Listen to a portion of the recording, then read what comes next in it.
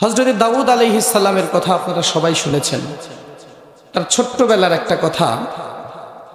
হযরত দাউদ আলাইহিস সালাম বাইতুল মুকাদ্দাস যখন মুসলমানদের হাত থেকে চলে গিয়েছিল, আজকের আল আকসা বাইতুল মুকাদ্দাস চেনেন তো সবাই নাকি?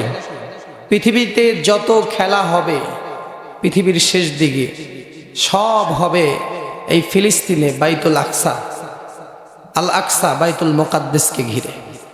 পৃথিবীর সব ধর্মপ্রাণ একনিষ্ঠ মুসলমানগুলো সেখানে জড়ো হবে এবং ইসলামের সবচাইতে কঠিনতম শত্রু যারা আছে তারাও তার আশেপাশে জড়ো হবে।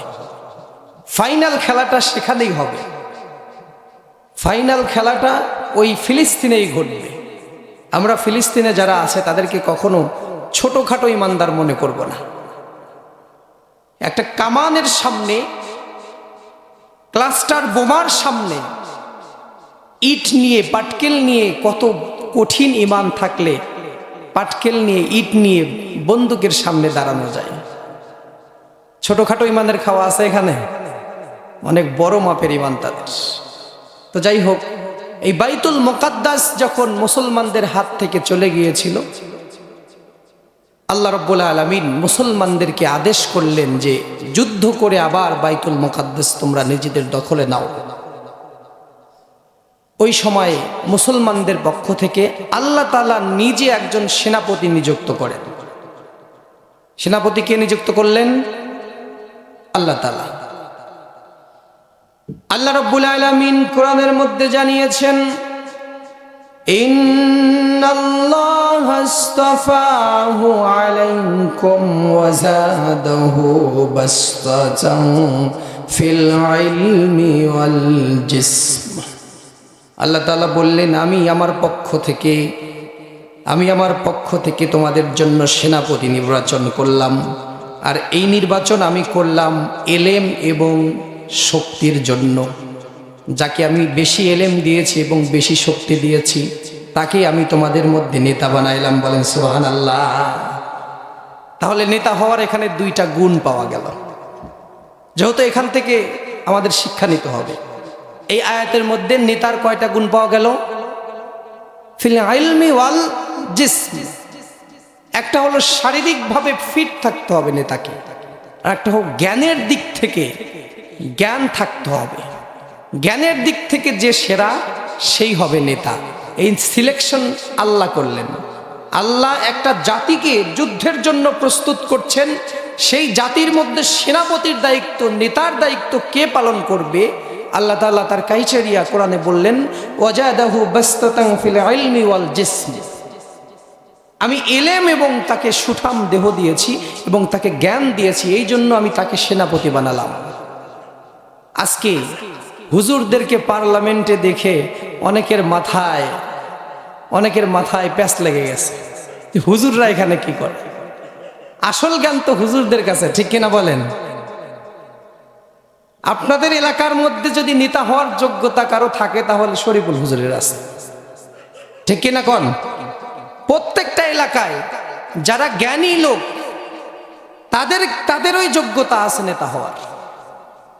কিন্তু আমাদের সমাজে কি আসলে এইটা চলে? কথা বলেন না কেন? চলে? জ্ঞানের জোরে নেতা নির্বাচন হয় আমাদের এলাকায়? হয় না। হয় কিসের জোরে? টাকার জোরে, ক্ষমতার জোরে।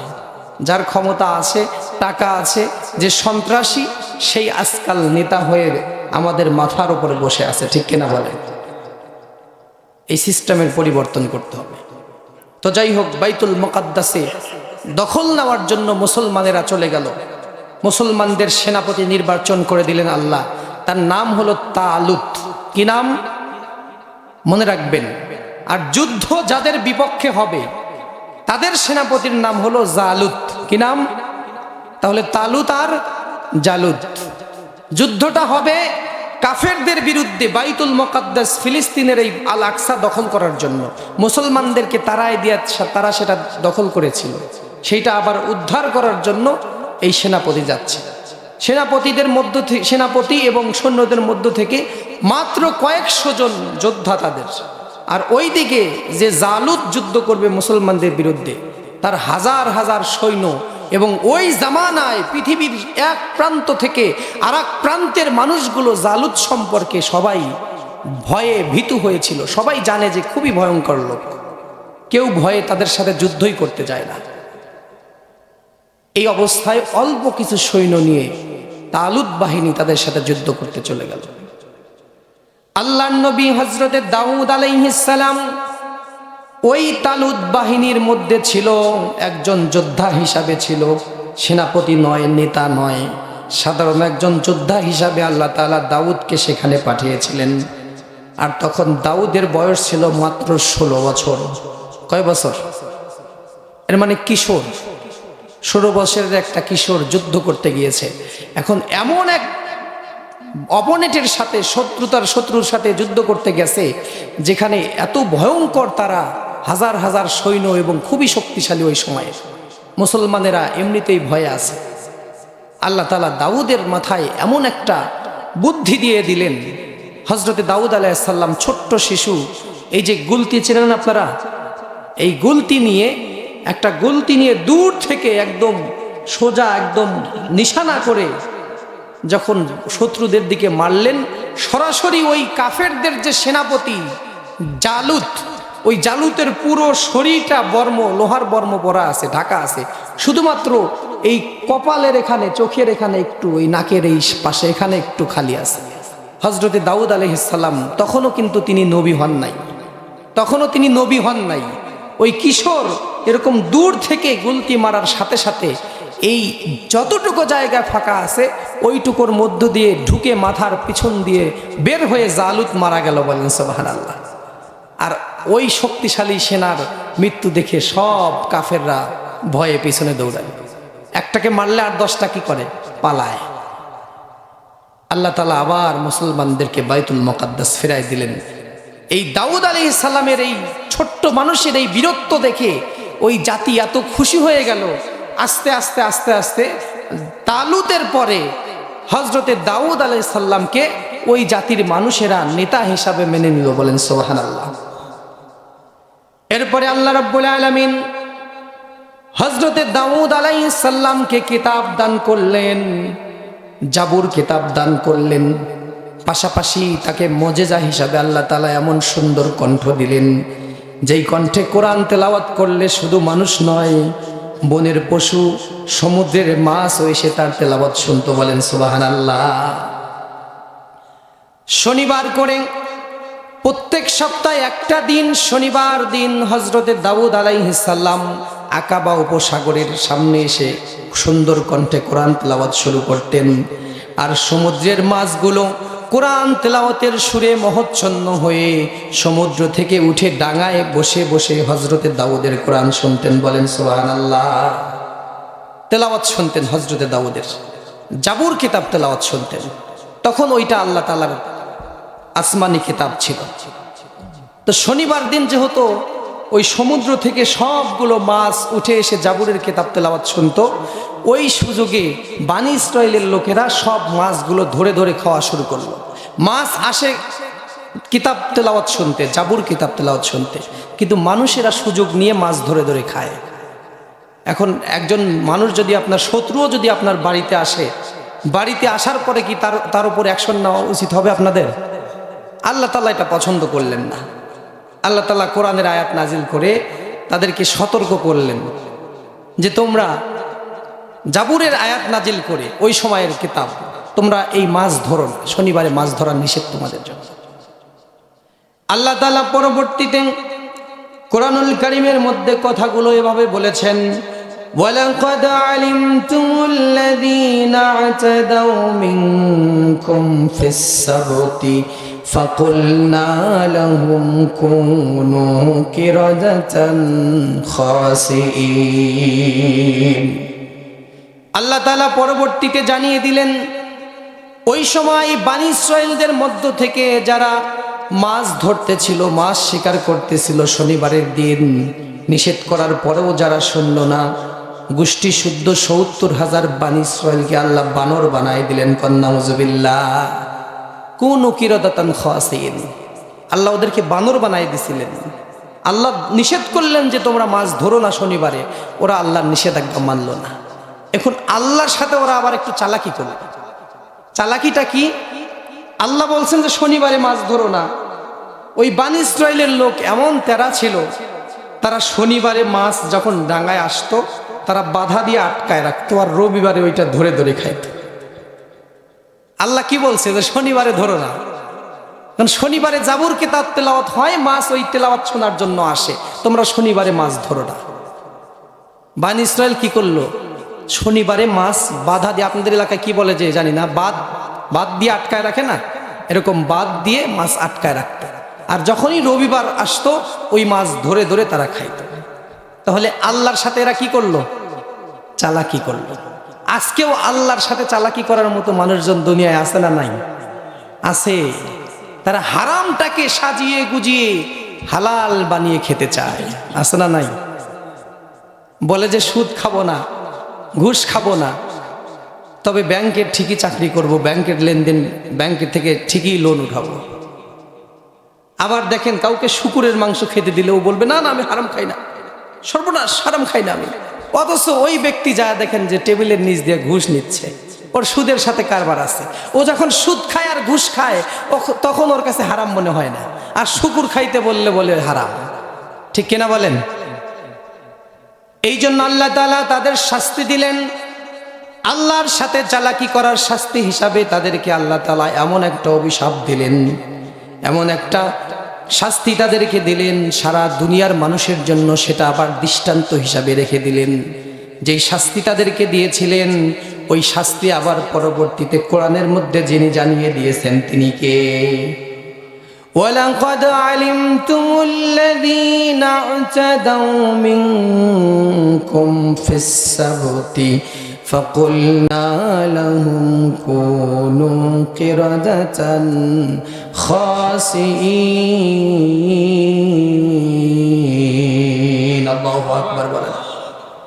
আল্লাহ তাআলা শাস্তিটা মানুষের সামনে প্রকাশ করে দিলেন, দুনিয়াবাসীদেরকে জানালেন। এই কারণে ভবিষ্যতে যখন তোমরা আল্লাহর সাথে চালাকি করতে যাইবে, এই একটা কথা মনে রেখে তারপরে চালাকি করো। শাস্তি তো আল্লাহ তাদেরকে দিয়েছিলেন, এইটা আবার আমাদেরকে জানানোর দরকার কি ছিল? আমাদেরকে আল্লাহ এই জন্য জানালেন আমরা যেন আল্লাহর সাথে চালাকি না করি। ঠিক কিনা বলেন? আল্লাহ এই জন্য কোরআনে জানাইছেন। হাজার হাজার বছর আগের কথা, এটা আবার আল্লাহ কোরআনে দিল কেন? তাদেরকে শাস্তি দিয়ে দিছে, ভালো কথা। এটা আবার কোরআনে কেন জানালো? এই জন্য জানালো যে এরকম চালাকি তোমরা করো না। তোমাদের চাইতে বড় বড় পণ্ডিত এই দুনিয়ায় এসেছিল, তারা আবার হারিয়ে গেছে। আল্লাহর সাথে যুদ্ধ করে কেউ টিকে থাকতে পারে নাই, তোমরাও পারবে না। ঠিক কিনা বলেন? আমরা নিজেদেরকে অনেক জ্ঞানী মনে করি, কিন্তু আমাদের চাইতে বড় বড় জ্ঞানী এই পৃথিবীতে ছিল। আগে যারা চলে গেছে ওই রকম মানুষ দুনিয়াতে আর কখনো আসবে না, আর কখনো আসবে না। কেননা জ্ঞানের দিক থেকে ধরেন, আলেম ওলামার দিক থেকে বলেন, পীর সাহেবদের দিক থেকে বলেন, আমাদের শরীফুল হুজুর উনি পাশেই বসে আছে। আমি সব সময় আমার বুকে সাহস নিয়ে সত্য কথা বলি, শরীফুল হুজুরের চাইতেও ওনার যে উস্তাদ ছিল উনি কিন্তু শরীফুল হুজুর যতটা ভালো, যতটা আল্লাহর প্রিয়, আমার মনে হয় ওনার হুজুর পিসাব হুজুর আরো বেশি আল্লাহর প্রিয় ছিল। ঠিক কিনা বলেন? এইরকম যত চলে যাবে শরীফুল হুজুরের মতো উনি চলে গেলে আর আপনারা এলাকায় পাবেন না। তার শিষ্যদের মধ্যে, তার সন্তানদের মধ্যে আপনারা পেয়ে যেতে পারেন কাউকে, কিন্তু তার মতো এত ভালো কাউকে পাবেন না। মানে যিনি চলে যাবে তিনিই সেরা। এই জন্য একটা হাদিসে আছে যে আপনি যখন কাউকে অনুসরণ করবেন, কোনো জীবিত মানুষকে চোখ বুজে অনুসরণ করা যাবে না। কেননা জীবিত মানুষ সামনে ভুল করতেই পারে, এখনো যেহেতু বেঁচে আছে তিনি মতিভ্রম হতেও পারে। কিন্তু যিনি চলে গেছে উনি তো সত্যের উপর থেকে যদি চলে যায়, ওনার কি আর কবর থেকে উঠে এসে ভুল করা সম্ভব? তাহলে উনি যেহেতু চলে গেছে সত্যের উপর থেকে যাচাই বাছাই করে পুরোটা বিশ্বাস করা যায়। কিন্তু যারা জীবিত আছে তাদের সম্ভাবনা থেকে যায় কোনো না কোনো সময় পথভ্রষ্ট হয়ে যেতেও পারে। আমি আপনি সবার ক্ষেত্রে এই কথা প্রযোজ্য। তবে আল্লাহ তাআলা তার প্রিয় বান্দাদেরকে, তার মকবুল বান্দাদেরকে, তার ওলিদেরকে কখনো পথভ্রষ্ট করেন না। সুবহানাল্লাহ বলেন। তাদেরকে হেফাজত করেন কে? আল্লাহ নিজেই তাদের হেফাজতের দায়িত্ব নিয়ে নেন। আল্লাহর যদি কোনো প্রিয় হয়ে যায় কেউ, আল্লাহ তার হেফাজতের দায়িত্ব নিয়ে নেয়। তো যেখানে কথা বলছিলাম যেটা নিয়ে, এইভাবে হজরতে দাউদ আলাইহিস সালামের জাবর কিতাব তেলাওয়াত শুনতে আসা মাছগুলো তারা শিকার করে খেত। শাস্তি হিসাবে আল্লাহ তাআলা তাদেরকে বানর বানায় দেয়। এরপরে হজরতে দাউদ আলাইহিস সালাম রাজকার্য পরিচালনা করতে করতে আল্লাহ তাআলা তাকে ফুটফুটে একটা সন্তান দান করে। ওই সন্তানের নাম হলো হজরতে সুলাইমান আলাইহিস সালাম। বলেন সুবহানাল্লাহ। সুলাইমান আলাইহিস সালামের নাম শুনছেন তো আপনারা নাকি? আল্লাহ তাআলা তাকে এত ক্ষমতা দিয়েছিল, লা ইয়ামবাগি লি আহাদ। কোরআনে আছে যে হযরতে সুলাইমানকে যে রাজত্ব আর যে ক্ষমতা আল্লাহ তাআলা দিয়েছিল, এরকম পৃথিবীতে আর কাউকে এত বড় বাদশাহী আল্লাহ তাআলা আর দিবেন না। বলেন সুবহানাল্লাহ। কাউকে দিবেন না। সারা পৃথিবীর বাদশাহী ছিল তার কাছে, এবং সে খুব বিচক্ষণও ছিল। এই দাউদ আলাইহিস সালামের কথা বললাম। হযরতে দাউদ আলাইহিস সালামের আরো একটা মুজিজার কথা আপনাদেরকে শোনাই। সেটা হলো লোহা হাতের মধ্যে নিয়ে তিনি যদি চাপ দিতেন, এই লোহা গলে পানি হয়ে যেত। বলেন সুবহানাল্লাহ। এটা ছিল দাউদ আলাইহিস সালামের মুজিজা। প্রত্যেকটা নবীর কিছু মুজিজা ছিল, স্পেশাল মুজিজা। হযরতে দাউদ আলাইহিস সালাম যখন দুনিয়ায় এসেছিলেন, ওই সময় অস্ত্র শস্ত্র দুনিয়াতে বেশি চলছিল। অস্ত্র বানানোর জন্য লোহা শুধু তিনি ধরতেন, ধরার সাথে সাথে লোহা গলে যেত। তিনি যেভাবে ইচ্ছা ওই লোহা দিয়ে অস্ত্র বানাতে পারতেন। বলেন সুবহানাল্লাহ। আবার হযরতে মূসা আলাইহিস সালামের মুজিজার নাম কি? দুই একজন বললেন, সবারই জানার কথা। মূসা আলাইহিস সালামের মুজিজার নাম কি? লাঠি। লাঠি তিনি ফেলে দিলে সাপ হয়ে যেত। আবার হযরতে ঈসা আলাইহিস সালামের মুজিজা ছিল, তিনি মৃত কোনো মানুষকে আল্লাহর জন্য ডাক দিলে দাঁড়ায় যেত। কোনো ধবল, কোনো অন্ধ রোগীর হাতে গায়ে হাত বুলালে সেগুলো ভালো হয়ে যেত। সুলাইমান আলাইহিস সালাম যায় নামাজে বসলে একাই উড়ে যেত। এখন আপনাদের কাছে একটা প্রশ্ন, যত নবীর মুজিজা ছিল, এই মুজিজাগুলো নবীরাও চলে গেছে, মুজিজাও চলে গেছে। হযরতে দাউদ আলাইহিস সালামের মতো করে দুনিয়াতে আর কেউ লোহা চাপ দিলে লোহা গলে পানি হয়ে যায় না। হযরতে সুলাইমান আলাইহিস সালামের মতো করে যায় নামাজে বসলে যায় নামাজ আর উড়ায় নিতে কেউ পারে না। হযরতে মূসা আলাইহিস সালামের মতো করে লাঠিটা ফেলে দিলে সেই লাঠি আর সাপ হয়ে যায় না। কিন্তু আমার আপনার নবীর যে মুজিজা ছিল, এই মুজিজা এখন পর্যন্ত দুনিয়াতে আছে না নাই? এখন পর্যন্ত কোরআন দুনিয়াতে আছে। যেই যুগে যেইটা সবচাইতে বেশি সেরা ছিল, ওই যুগে আল্লাহ তাআলা ওই নবী পাঠালে সেই মুজিজাটাই দিত। এখন কোরআন যখন নাজিল হয়, মুহাম্মদ সাল্লাল্লাহু আলাইহি ওয়াসাল্লাম যখন দুনিয়ায় আসে, ওই যুগটা ছিল সাহিত্যের যুগ। ছন্দ কবিতা সবাই মিলাতো, একটার সাথে একটা মিলিয়ে খুব সুন্দর ছন্দ করত, কবিতা করত, সাহিত্য আবৃত্তি করত। আল্লাহ তাআলা এমন এক সাহিত্য দুনিয়াতে পাঠালেন, কিয়ামত পর্যন্ত এই সাহিত্যের মান কোন সাহিত্য দিয়ে উতরানো সম্ভব নয়। ঠিক কিনা বলেন? এবং যুগে যুগে যত যুগ যত সময় আসবে, সব যুগের সাথেই কোরআনের এই সাহিত্য মিলে যাবে। একটা উদাহরণ আপনাদেরকে দেই। রাসূল সাল্লাল্লাহু আলাইহি সাল্লামের সময় তীর দিয়ে যুদ্ধ করা হতো। দূরের মানুষকে মারার জন্য তীর ব্যবহার করা হতো। কোরআনে যে তীরের জন্য যে শব্দ ব্যবহার করা আছে, যদি ওইটা তীরই বলতেন আল্লাহ তাআলা, তাহলে কি হতো? সমস্যা দেখা দিত। এখন তো আর তীর চলে না। আল্লাহর হিকমাটা দেখেন, যদি তীরই বলতেন, ওইটা তীরকে যদি তীরই বলতেন, তাহলে এখন কি আর তীর চলে? তাহলে কোরআনের ওই শব্দটা এখনকার জন্য প্রযোজ্য না, এখনকার জন্য বাদ হয়ে যেত। নাউজুবিল্লাহ। কোন আল্লাহ রাব্বুল আলামিন এমন কথা ব্যবহার করেছেন যে ওই যুগে যেটা তীর ছিল, ওই শব্দ দিয়ে এই যুগের সেটা মিসাইল। বলেন সুবহানাল্লাহ। এক দেশ থেকে আরেক দেশে মারা যায় না? দূরপাল্লার মিসাইল, ড্রোন হামলা করে, মিসাইল হামলা করে, বোমা মারে। এই দূরপাল্লার অস্ত্র আল্লাহ ব্যবহার করেছেন, যে তখন যেটা তীর ছিল এখন সেইটা মিসাইল হয়ে গেল। তাহলে আবার 2026 সালের পরে 2050 সালে এইগুলো অস্ত্র নাও থাকতে পারে, অন্য ধরনের অস্ত্র আসবে। 2030 সালে আর এক ধরনের অস্ত্র আসবে। কিন্তু আল্লাহ তাআলা এমন কথা বলে রাখলেন, প্রত্যেকটা বিষয় এরকম। যুগে যুগে সর্বযুগের সর্বকালের সর্বশ্রেষ্ঠ সাহিত্য হলো কোরআন। বলেন সুবহানাল্লাহ। আমার প্রিয় ভাইরা, আল্লাহর নবী হযরত দাউদ আলাইহিস সালাম তার সন্তানকে আস্তে আস্তে বুদ্ধি পরামর্শ দিয়ে আস্তে আস্তে নেতৃত্বের জন্য গড়ে তুলতে শুরু করে দিলেন। সব নেতারাই চায় যে আমার পরে আমার সন্তান আমার গদিটা সামাল দিক, কিন্তু আল্লাহ তাআলার পক্ষ থেকে যতক্ষণ পর্যন্ত ইশারা না এসেছে যে আমি তোমার পরে আবার সুলাইমানকে নবী বানাবো, ততক্ষণ পর্যন্ত আল্লাহ তাআলার নবী দাউদ আলাইহিস সালাম কোনো পদক্ষেপ নেন নাই। কিন্তু যখন আল্লাহ তাআলা বলেছে যে তোমার পরে দাউদ হবে নবী, তোমার পরে সুলাইমান হবে নবী, তখন দাউদ আলাইহিস সালাম সুলাইমান আলাইহিস সালামকে আগে থেকেই নেতৃত্বের জন্য তৈরি করেছে। বলেন সুবহানাল্লাহ। সব শিক্ষা দেওয়া শুরু করলেন। শিখতে শিখতে সুলাইমান আলাইহিস সালাম এত জ্ঞানী হয়ে গেলেন যে এখন বাপের চাইতেও বেশি বোঝে। সুবহানাল্লাহ বলেন। বাপের চাইতে বেশি বোঝে কেন বললাম? দুইটা মহিলা, তাদের সন্তান একই রকম দেখতে, ছোট্ট দুইটা শিশু, দুই মহিলার দুইটা বাচ্চা, ছোট বাচ্চা একই রকম দেখতে। হঠাৎ করে একটা বাঘ এসে ওই দুইজনের মধ্য থেকে একটা বাচ্চাকে নিয়ে চলে যায়। যেই বাচ্চাকে বাঘ নিয়ে গেছে আর যে বাচ্চাটা জীবিত আছে, ওই জীবিত বাচ্চাটা ওই মহিলাও বলে এটা আমার বাচ্চা, আর এক মহিলাও বলে এটা আমার বাচ্চা। এখন সন্তান কয়জন? মা কয়টা? দুইটা। কঠিন ঝামেলা। সহিহ হাদিসে বুখারীতে এই গল্পটি আছে, হাদিসের গল্প। আল্লাহর নবী দাউদ আলাইহিস সালামের কাছে চলে গেলেন দুইজন মা, গিয়ে বলতেছেন যে আমার সন্তান, উনি বলতেছেন আমার সন্তান। হযরতে দাউদ আলাইহিস সালাম একবার এই মহিলার দিকে তাকায়, আর একবার ওই মহিলার দিকে তাকায়, আর একবার সন্তানটার দিকে তাকায়। দুইজন মহিলা যখন একই সন্তানের মা দাবি করে বসলো, হযরতে দাউদ আলাইহিস সালাম দেখলো দুইজনের মধ্যে একজন একটু বয়স্কা, একজন একটু বৃদ্ধা। দাউদ আলাইহিস সালাম বৃদ্ধা মহিলার পক্ষে রায় দিয়ে দিলেন।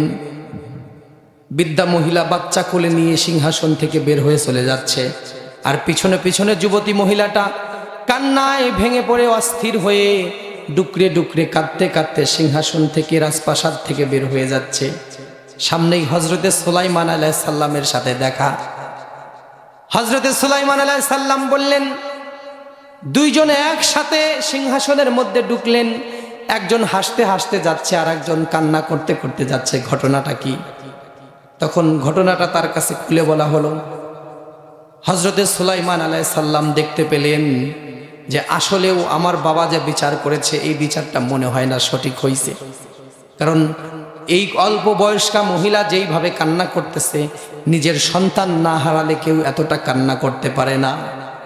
এইবার তাদের দুইজনকে আবার ডাকা হলো, বলল তোমাদের বিচার আমি আবার করব। এই বিচারের কথা বলে সন্তানটাকে মহিলার কোল থেকে নিয়ে নিল। নেওয়ার পরে একটা ছুরি নিয়ে এসে বলতেছে, এই ছুরি দিয়ে সন্তানটাকে মাঝখান দিয়ে কেটে তোমাদের দুইজনকে ভাগ করে দেব। সন্তান কেটে কি করবে? ভাগ করে দিবে। বিচার আবার পুনরায় বিচার করবে। যেহেতু দুইজনই বলতেছে আমি ওর মা, তাহলে সন্তানটা আমার কাছে দাও, আমি কেটে দুই ভাগ করে দুইজনকে বুঝাই দেব। হযরতে সুলাইমান আলাইহিস সালামের এই কথা শুনে যিনি আসল মা, কম বয়স্কা মহিলা, উনি সন্তানকে জবাই করার কথা শুনে আগের চাইতেও আরো বেশি জোরে জোরে কান্না শুরু করে দিয়ে বললেন, আল্লাহর বান্দা সুলাইমান, আমার এই সন্তান আমার প্রয়োজন নাই, এই সন্তান আপনি তাকেই দিয়ে দেন, তারপরেও সন্তানটাকে জবাই করেন না। সন্তান ছেড়ে দিতে রাজি আছি, কিন্তু আমি সন্তানের অর্ধেক ভাগ নেব না। যে মা, তারই কিন্তু এই আসল দরদটা থাকে। আমি সন্তান চাই না, কিন্তু তারপরেও সন্তান জীবিত থাকবে। এই কথাতেই হযরত সুলাইমান আলাইহিস সালাম বুঝতে পারলেন। ওই বৃদ্ধা মহিলার কাছ থেকে সন্তানটা নিয়ে আবার যুবতী মহিলাকে দিয়ে দিলেন। হযরত দাউদ আলাইহিস সালামের কাছে গিয়ে ঘটনাটা আবার যখন বলা হলো, যাচাই বাছাই করে দেখা গেল হযরত সুলাইমান আলাইহিস সালাম যে বিচারটা করছে ওইটাই ঠিক, হযরত দাউদ আলাইহিস সালাম যে বিচারটা করছে ওইটা ভুল ছিল। তাহলে বিচক্ষণ বাবার চাইতে ছেলে বেশি না কম? বেশি। আল্লাহ রাব্বুল আলামিন কোরআনুল কারীমে জানিয়েছেন, আওয়াহাবনা লিদাউদা সুলাইমানা নি'মাল আবদু ইন্নাহু আওয়াব।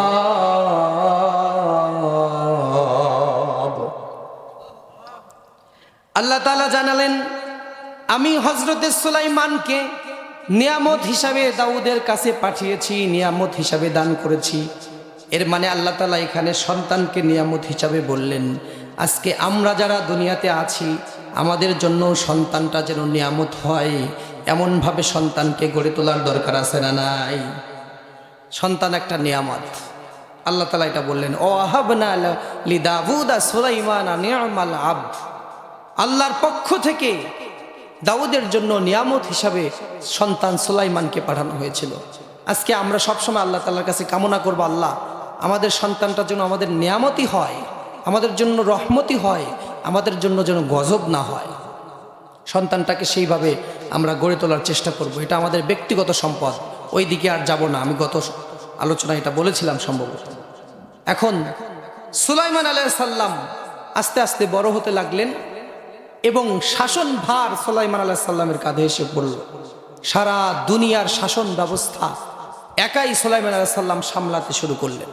সারা পৃথিবী এক প্রান্ত থেকে আর এক প্রান্ত পর্যন্ত তিনি রাজকার্য পরিচালনা করতেন। যখন যেখানে দরকার হতো, তক্তার উপর উঠে, জায়নামাজের উপরে উঠে বসলেই ওই প্রান্তে সে এমনি এমনি উড়ে যেত। বলেন সুবহানাল্লাহ।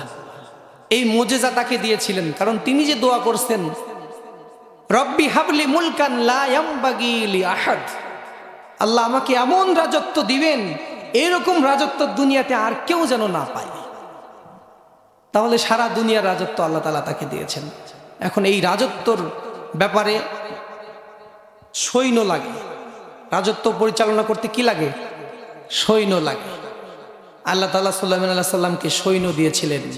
শুধু মানুষ নয়, পৃথিবীর সব প্রাণীকে আল্লাহ তাআলা সুলাইমানের সৈন্য হিসাবে দিয়েছিলেন। বলেন সুবহানাল্লাহ। সৈন্যর কাতারে মানুষ, সৈন্যর কাতারে জিন, পিঁপড়া, তারপরে হাতি, ঘোড়া, বাঘ, সিংহ, সবই সুলাইমান আলাইহিস সালামের সৈন্য। এই ঘটনা প্রকাশ পাইছে সূরা নামলের 19 নম্বর 16 নম্বর আয়াত থেকে 19 নম্বর আয়াত পর্যন্ত বিস্তারিত। পাখি থেকে শুরু করে, হুদহুদ পাখি থেকে শুরু করে।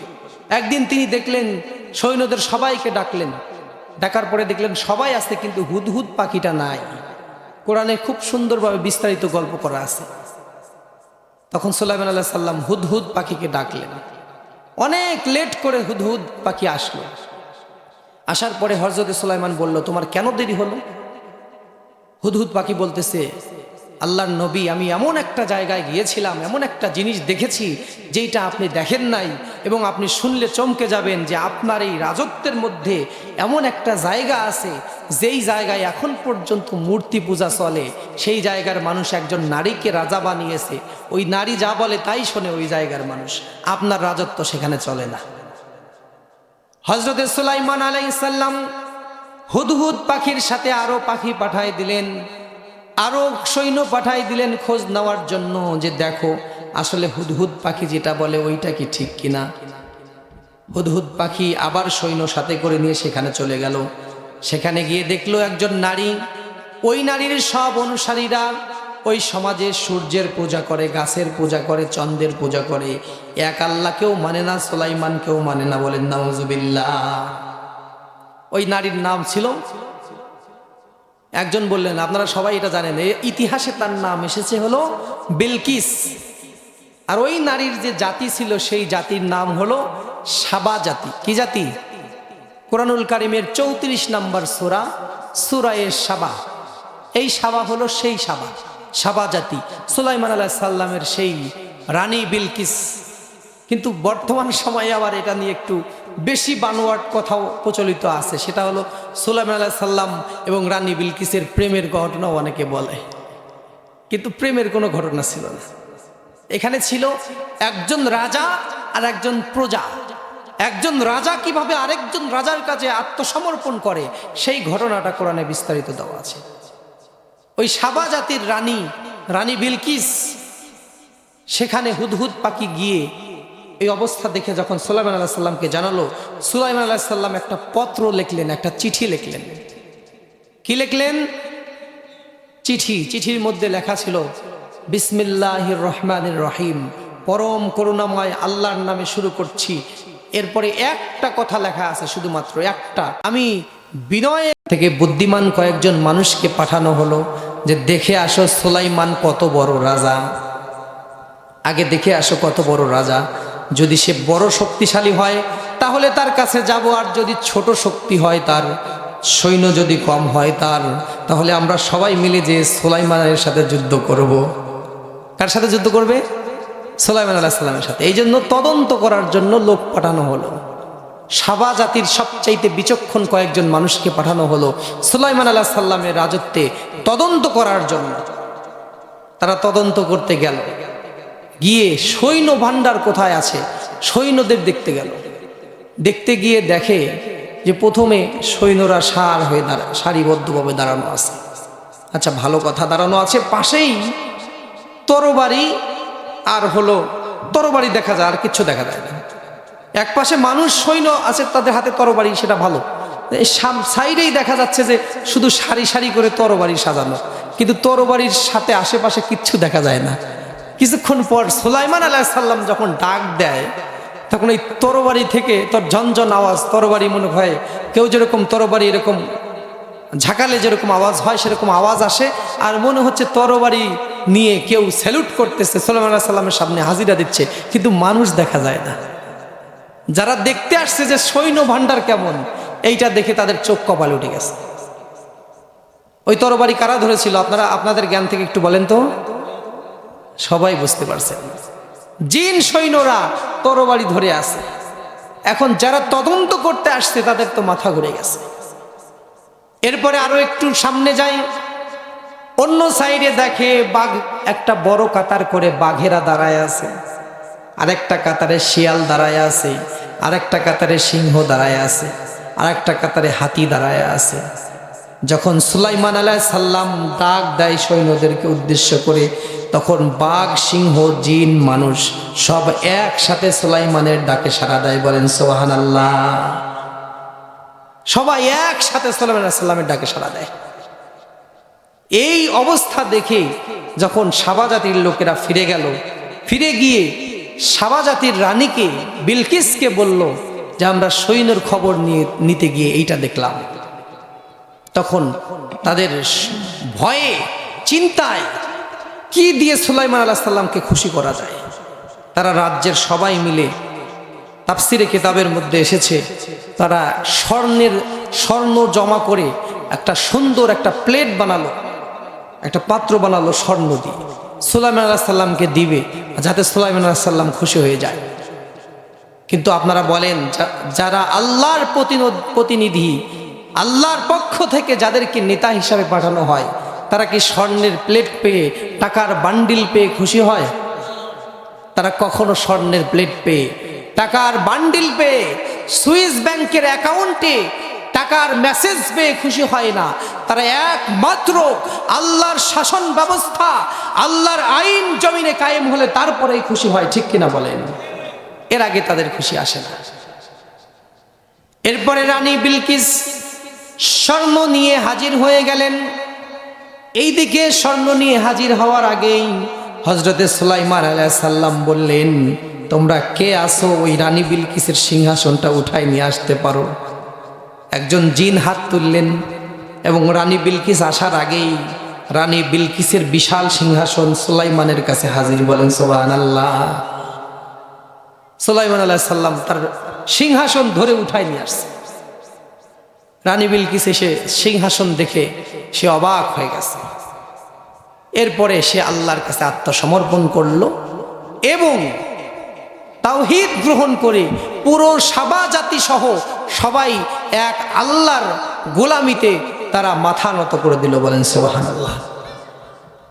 তাহলে এখান থেকে আমাদের জীবনের জন্য গুরুত্বপূর্ণ যে শিক্ষা, সেটা হলো আমাদের বিচক্ষণ হতে হবে, শক্তিশালী হতে হবে, এবং যে সময় আমাদের কাছে লোভ দেখানো হবে, মানুষ অর্থ দিয়ে, সম্পদ দিয়ে, নারী দিয়ে, বাড়ি দিয়ে, গাড়ি দিয়ে আমাদেরকে দুর্বল করতে চাইবে, আমাদের এইগুলো গ্রহণ করা যাবে না, গ্রহণ করা যাবে না। আমাদেরকে দুর্বল করতে চাইবে, যেই সময় যেই জিনিসটা সবচাইতে আকর্ষণীয় সেইটারই অফার করা হবে, যে ফুলে তুষ্ট তাকে সেই ফুলে দেওয়া হবে। স্বর্ণ অলংকার এইগুলো আগে ছিল সবচাইতে বেশি আকর্ষণীয় জিনিস। এখন বর্তমান আকর্ষণীয় জিনিস একটাই, সেটা হলো কি? টাকা। টাকা আপনারা বলছেন, কিন্তু পৃথিবীতে সবচাইতে বেশি চলে হলো ডলার। কি চলে? ডলার। এই ডলার কার বলেন তো? আমেরিকার। সকাল বিকাল একটা করে কথা বলে, মানুষ সেটা নিয়ে হাসে। Donald Trump. এখন সবাই মুসলমানদের মধ্যে কিছু মানুষ এরকম চিন্তা করে যে এই যে ডোনাল্ড ট্রাম্প এত শক্তিশালী, এর ধ্বংস মুসলমানেরা কিভাবে করবে। আপনাদের জানানোর জন্য বলছি, আপনারা হয়তো জানেন, আমি একটু মনে করে দিতে চাই যে পৃথিবীতে সবচাইতে শক্তিশালী যারা এই দুনিয়াতে ছিল, শহর কেন্দ্রিক রাজত্বের মূল জায়গায় যারা ছিল, আল্লাহ তাআলা তাদেরকে আগে ধ্বংস করেছে। কোরআনুল কারীমে যতগুলো জাতির ধ্বংসের কথা পাওয়া যায়, সবগুলো জাতির আগে শহর ধ্বংস করা হয়েছে। কি ধ্বংস করা হয়েছে? শহর। আপনাদের শৈলকুপার আগে ঝিনাইদহ ধ্বংস হবে। আমি উদাহরণের জন্য বলছি।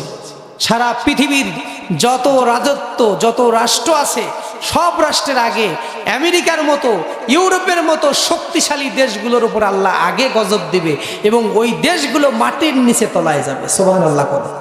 এটা ভবিষ্যৎ। শেষ জামানার হাদিসগুলো যদি স্টাডি করেন তাহলে বুঝবেন। পড়াশোনা করলে সব ক্লিয়ার, পানির মতো। এমন একটা ভূমিধস হবে পৃথিবীতে, পৃথিবীতে ভূমিধস হয়ে বড় বড় রাষ্ট্রগুলো জমিনের নিচে তলায় যাবে। যারা সবচাইতে ক্ষমতার কেন্দ্রবিন্দুতে থাকবে তারাই আগে ধ্বংস হয়ে যাবে। এই ডোনাল্ড ট্রাম্প, এই রাশিয়া, এই আমেরিকা, এই ইউরোপ, এইগুলো আগে ধ্বংস হবে পৃথিবীতে। তাদেরকে আল্লাহর মার দুনিয়ার বাইরে আপনারা শুনছেন। হয়তো তাদের সাথে যুদ্ধে পারতেছেন না, তাদের পারমাণবিক বোমা 1000-এর উপরে, যেটা 2-3টা হইলে পৃথিবী পুরোটাই ধ্বংস হয়ে যাবে। পুরো দেশ ধ্বংস হয়ে যাবে, সবগুলো রাষ্ট্র ধ্বংস হয়ে যাবে 3টা-4টা ব্যবহার করলে। সেইটা ওদের কাছে কয়টা আছে? 1000-এর উপরে আছে, 1300 নাকি কত। তাহলে ভয় পাওয়ার কোনো কারণ নেই। মুমিনদের জন্য ওয়ালা তাহিনু ওয়ালা তাহজানু ওয়া আনতুমুল আ'লাউনা ইন কুনতুম মুমিনিন, বলেন সুবহানাল্লাহ। মুমিনদের জন্য আল্লাহই যথেষ্ট। আল্লাহু আকবার। মুমিনদের ভয় পাওয়ার কোনো কারণ নাই। সেই সময় চলে আসবে। কথায় প্রসঙ্গে কথা চলে আসে, শেষ জামানার এই হাদিসগুলো আপনারা পড়লে দুনিয়ার সামনে ভবিষ্যতে কি হতে চলছে এগুলো সব আপনারা পাই টু পাই বুঝে যাবেন। সব দেওয়া আছে কোরআনে। যাই হোক, আল্লাহ সুযোগ করে দিলে সেই বিষয়ে অন্য একদিন কথা বলবো। আজকে আর ওই দিকে যাব না। আজকে আমরা যেটা বলছিলাম, সুলাইমান আলাইহিস সালাম এবং দাউদ আলাইহিস সালাম এইভাবে রাজত্ব পরিচালনা করেছে। শুরু থেকে যা বলছি আপনাদেরকে আরো একবার মনে করে দিই। নেতা হওয়ার জন্য, আল্লাহ নেতা নির্বাচন করার জন্য 2টা গুণ মানুষের দেখে। কয়টা গুণ দেখে? মনে আছে কি কি? মাশাআল্লাহ। ওয়াজাদাহু ফাসতাতান ফিল ইলমি ওয়াল জিসম। ইলম, জ্ঞান এবং তার শারীরিক সুস্থতা বা শক্তি, এই 2টার যে কোনো একটা। অনেকে আছে শারীরিকভাবে অসুস্থ, তারা দেশের ক্ষমতায় দীর্ঘদিন ধরে বসে থাকে। এইটা ঠিক নয়। শারীরিকভাবে যদি অসুস্থ হয় কোনো ব্যক্তি, একটা সময় পর, কিছু সময় অপেক্ষা করার পর তাকে নিজ ইচ্ছায়, স্বইচ্ছায় সেই দায়িত্ব ছেড়ে দেওয়া উচিত। ছেড়ে দিয়ে সেই জায়গায় শক্তিশালী, শারীরিকভাবে সুস্থ আর অন্য কাউকে বসায় দেওয়া উচিত। এটা কোরআনের আয়াত, কোরআন এটা বলে। কিন্তু ক্ষমতা পাইলে কি আর কেউ ছাড়তে চায়? ছাড়তে চায় কেউ? ছাড়তে চায় না। এই ক্ষমতার প্রতি যে আকর্ষণ আমাদের, এটাই আমাদের সবচাইতে বড় দুর্বলতা। দেবো ইনশাআল্লাহ।